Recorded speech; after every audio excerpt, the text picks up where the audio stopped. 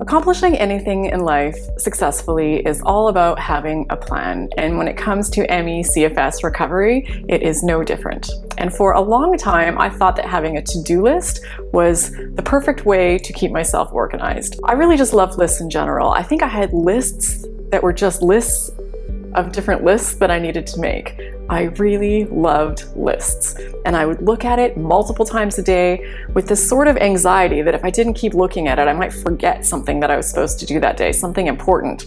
And with ME/CFS, especially with the brain fog that many of us experience, this anxiety for me could be all the more prevalent because I was sure I was forgetting something. So I was obsessively looking at this list all day long, trying to figure out what I needed to do next. And yes, these lists did generally help me to get things done, but they weren't very effective because the less desirable things always got pushed to the end, and it seemed like I never really got to them, and I never got to the end of this list. And there was never a moment in my life where I was free of this list. So it was always hanging over me like this pressure, this massive amount of things waiting for me to get done at all times. So I was never really free. There was never a full day or even a moment where I didn't have a list of obligations hanging above me. So it was always in a way stealing my happiness from any downtime that I might want to take. So there was no guilt-free spare time.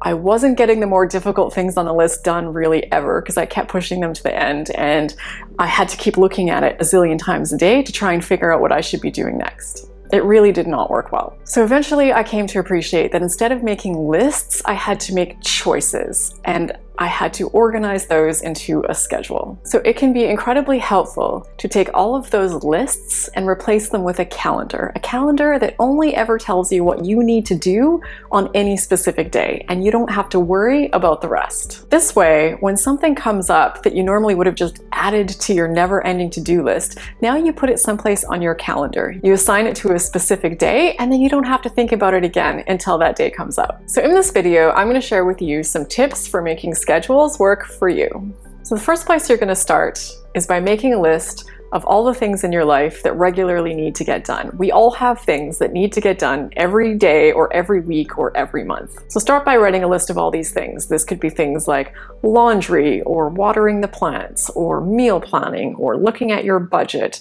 Whatever those regularly occurring things are in your life, write them all down. And then the next thing you're going to do is you're going to have a blank weekly template for yourself, just a simple chart that has the days of the week across the top and then some space below each where you can assign each one of those items to a specific day. And you'll find in this section already provided for you a template that you can use. So once you're done watching this video, take that list, download the template, and decide which day each of those things are going to get done. So laundry will always be on Tuesday.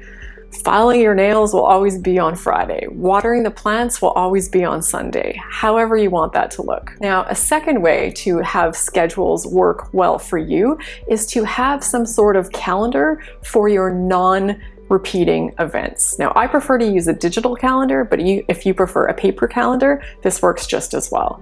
So this is a place for things like doctor's appointments or any specific things coming up in your future that aren't a regularly occurring event. This way you have one place where you can look for these important one-off things that isn't cluttered with everything else. So you can take a quick look at your digital calendar or your paper calendar and you can see what appointments or obligations you have coming up. So it's also a great place to put the things that you are looking forward to. So any social events or activities that you're able to manage, put them on your calendar as well, because seeing them there every time you look at your calendar is going to make you happy and excited about this thing that you have coming up. So we've got two sources now. We've got a calendar for our non-repeating events, and then we've got that weekly chart for the things that we do over and over every week. And we're going to use these two sources every single day to make ourselves a schedule. This way, we don't have a to-do list every day that we can't figure out how to manage. We can't figure out when or how we're supposed to do things. We don't know how long they're going to take. We don't know which ones to do first. We take our calendar, we take our weekly chart, and we put together a schedule. And the simplest way to do this is just to already have a template that you use every day that just has time slots for the day. And this is included in the downloadable activity in this section for you as well. So every day you're going to open up your blank schedule for the day, and you're going to plug in the activities that you're going to do for that day, and you're going to assign each one to a specific time. So first you look at your calendar and you see if there are any big events like a doctor's appointment or whatnot that you need to plug into your schedule for the day. And then you look at your weekly chart and you say, oh, let's say it's Tuesday. What do I have on Tuesday? Tuesday is water the plants and call my mom, let's say. So you're going to plug those in to your schedule for the day as well. You're going to give them a specific time that they're going to happen. And this is helpful for a variety of reasons. Not only does it eliminate all the pitfalls of using lists, like things never getting done, never sure when you're supposed to do them, what you're supposed to do first, but it also is really helpful with chronic illness recovery with pacing, because you can take a look at your day and have a snapshot of how it's going to play out. And if you have something in the day that is a bit tiring, say laundry, you can make sure that what you have scheduled before it and after it is very relaxing and non-taxing. And during illness recovery, much of this schedule is probably going to be things like rest and sleep.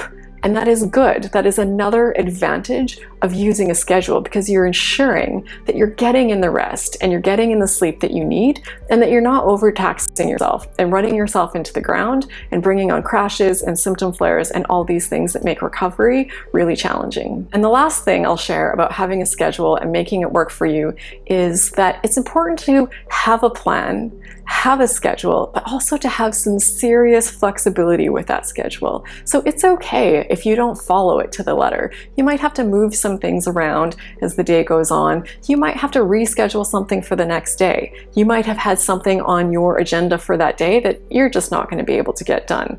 But instead of putting it onto a to-do list, put it on your calendar or put it on your chart and schedule it in to happen another day. So you can take it off your agenda for the day and stop worrying about it. It's gone. You know you've assigned it to another day. You know it's going to get done, and it is out of your mind, and you can relax. And remember, as new things keep coming up in life, as they inevitably will, that you need to get done, don't add them to a list. Add them to your calendar. Schedule them to a specific date, and then on that date, you will fit it into your schedule somehow. And if you can't, then you'll assign it to a new date. And personally, I find digital calendars and digital schedules to be much more effective than the paper versions, because you can do things like set reminders. So you can have alarms or notifications that pop up that remind you that it's time to do something. And it's also a lot easier to make changes. When something is digital, it's very easy to move things around. It's very easy to delete things and add them to a different day. This is, again, another habit, another way of automating your life to make it simpler and more efficient and keep you on that right trajectory of where you're trying to go. Recovering from something like ME/CFS takes most of your attention and energy. So by automating things, by having good habits in place, you free up your mind and your attention and your energy for all of those bigger, more important things. And you're not wasting that or using it all up on things that could be happening in your lives in a much more efficient way. It is important with chronic illness recovery to have everything in your life running as smoothly as possible and as many things automated as possible, because this is a lot to take on. So you're going to need a solid system and a solid plan to help you get through it.